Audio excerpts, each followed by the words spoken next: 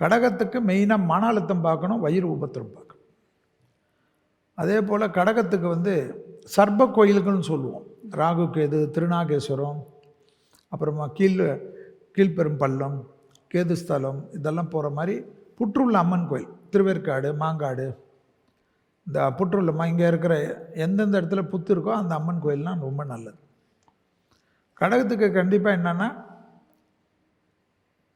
தேகாரைக்கெல்லாம் கொஞ்சம் பலப்படும்.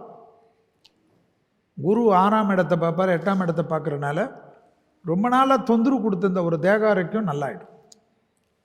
ஆனால் கடகத்துக்கு என்னன்னா சனி வெளியில் போகிறதுக்குள்ளே ஒரு நல்லது ஒரு டெவலப்மெண்ட் கொடுப்பார். அந்த டெவலப்மெண்ட்டை வாங்கிட்டு போடும்.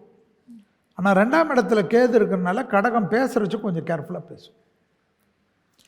இந்த வார்த்தையில் ரொம்ப கவனமாக இருக்கும். அஷ்டமத்தில் ராகு வர்றது ரொம்ப நல்லது.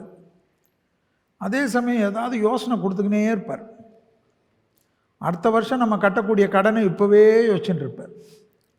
ஸோ 365 நாள் நல்லா இருக்கிறதெல்லாம் கெட்டு போயிடும். 2026 மேலே ஒரு கடன் அடைக்க வேண்டியது இருக்கிறதுக்கு இப்போ யோசிச்சுன்னா பிரயோஜனம். ஸோ அந்த யோசனையை நிறுத்தினா தான் கடகத்துக்கு ரொம்ப நல்லாயிருக்கும்.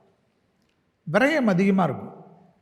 விரயம் அதிகமாக இருக்கனால கடகம் கண்டிப்பாக ஏதாவது ஒரு இன்வெஸ்ட்மெண்ட்டு கடன்லாம் வாங்கி வச்சுக்கணும். ஏதாவது ஒரு கடன் வச்சுக்கணும். கடனே இல்லைனாலும் ஏதாவது ஒரு இன்வெஸ்ட்மெண்ட் பண்ணி பேங்க்கில் ஒரு கடன் வச்சுக்கினா அனாவசிய மெடிக்கல் செலவு வராமல் இருக்கும். அது இவங்களுக்கு ரொம்ப நல்லதாகும். விரைய செலவு வேண்டும்னு சொல்கிறது. அதே போல் கடன் அட்லீஸ்ட் ஒரு 26ஆவது வருஷம் வரைக்கும் கடன் வச்சுக்கிறது நல்லது. பல விதத்தில் நன்மை கொடுக்கும்.